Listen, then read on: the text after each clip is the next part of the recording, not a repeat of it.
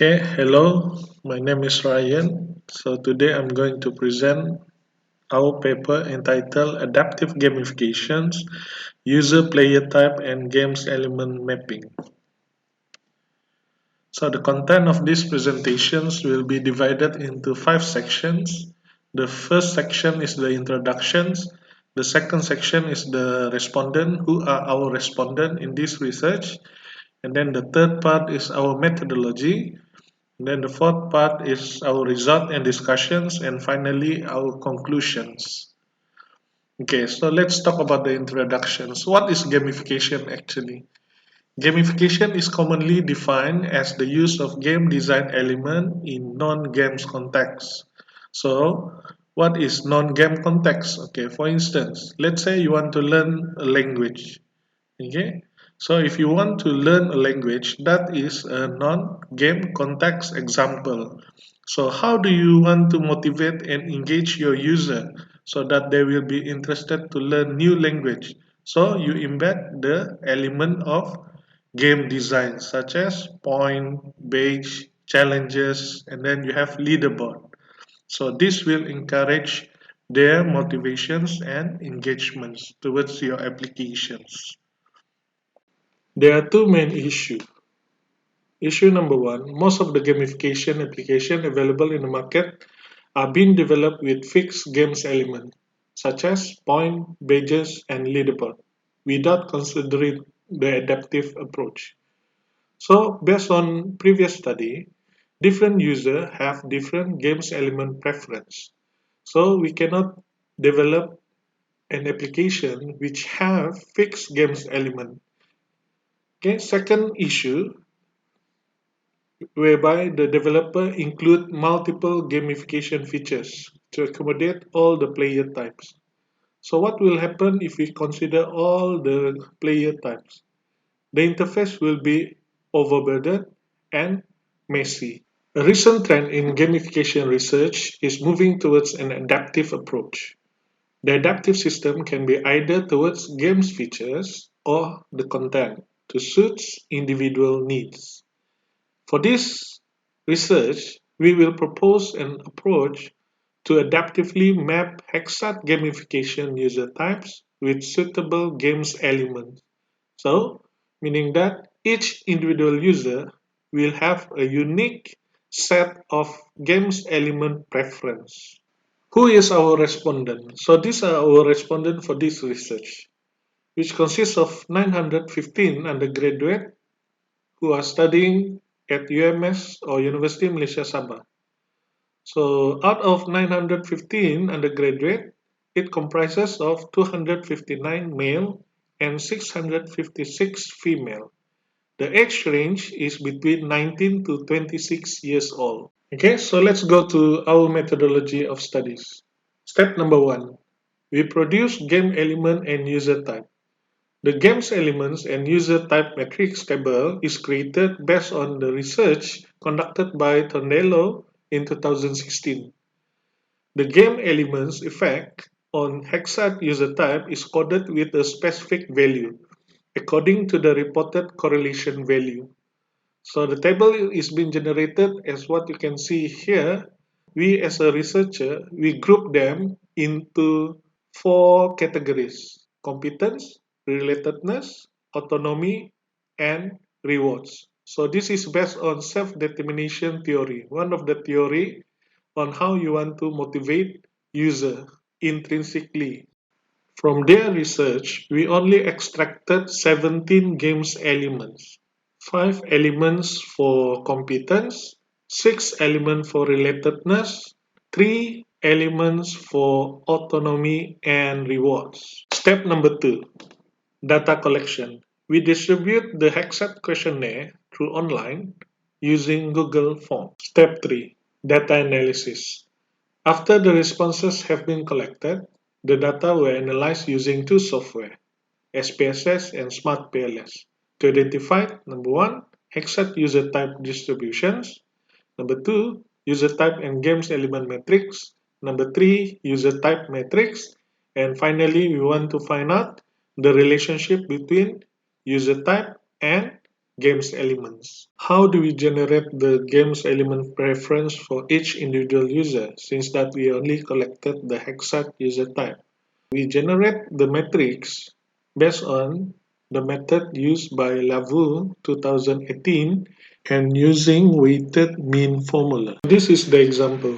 By using metric multiplications and weighted mean calculations, we are able to generate game element preference for each individual users. In Hexad, there are 6 user types: Achiever, Disruptor, Free Spirit, Philanthropist, Player, and Socializer. Each user type have different motivation factor. For instance, Achiever. Achiever main motivation is mastery. For Disruptor, the main motivation is change. Philanthropist, purpose and meaning. Free spirit, autonomy and self-expressions. For player, their main motivation is reward, obtaining reward. While socializer, the main motivation is relatedness or interactions. In this table, we compare our Hexat user type distributions with Andrei Mazeski, the founder of Hexat user typology. It shows similarity, whereby the highest distributions is free spirit and philanthropist, while the lowest distributions is disruptor type. This is the correlation result between Hexat user type.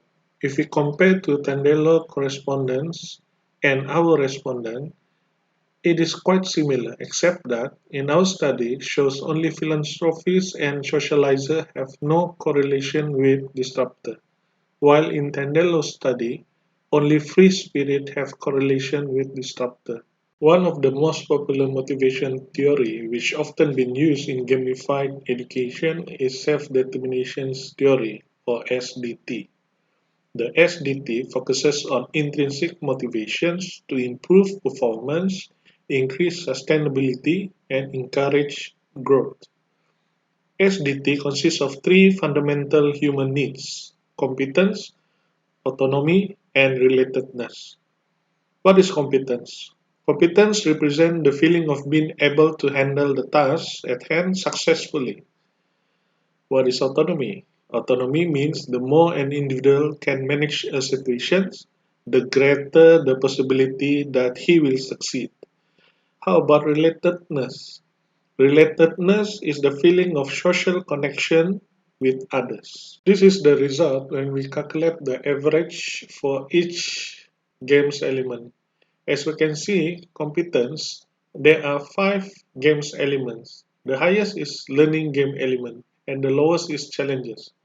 Meanwhile, for relatedness, the highest is social comparison and the lowest is social networking. For autonomy, the highest is non-linear gameplay and the lowest is creativity tools. For reward, user prefer points compared to other games element reward. As a game developer or gamifications developer, we can omit those games element which less preferred by the user. This is to prevent overburden the user interface. Okay, this is the table being generated based on the correlation value from a research conducted by Tandelo 2016. This is the relationship result that we obtained after using SmartPLS to run our data. The result shows similar with Tandelo research finding. All competence elements have positive relationship with achievers. All relatedness and reward elements have positive relationship with player and socializer. All autonomy elements have positive relationship with free spirit. There are no correlations or relationship between rewards and philanthropies, while socializer and achiever have no relationship with autonomy. From this result, we can see that each user are unique. For instance, user ID2, the prominent characteristic is player. For user ID6, the prominent characteristic is achiever and free spirit. For user ID 56, the prominent characteristic is player. Meanwhile, for user ID 755, the prominent characteristic is philanthropist and socializer. So, this is correspond to different needs. If we compare to the games element table, we can see that each individual user have different games element preference. As a conclusion, the user profile analysis will give some clear insight into the prominent and less prominent characteristic of an individual user or group of people. The gamified application should be designed using games elements that's suitable for a user, because a particular games element may not be appropriate, and some might negatively affect some user types. This adaptive user type and games element mapping can also help gamification designers choose which gamification features to incorporate into the gamified applications. It is recommended to suit a user type with the suitable games element by using an adaptive approach. Thank you for listening. If you have any questions, don't hesitate to email me at ryan@ums.edu.my. Have a nice day.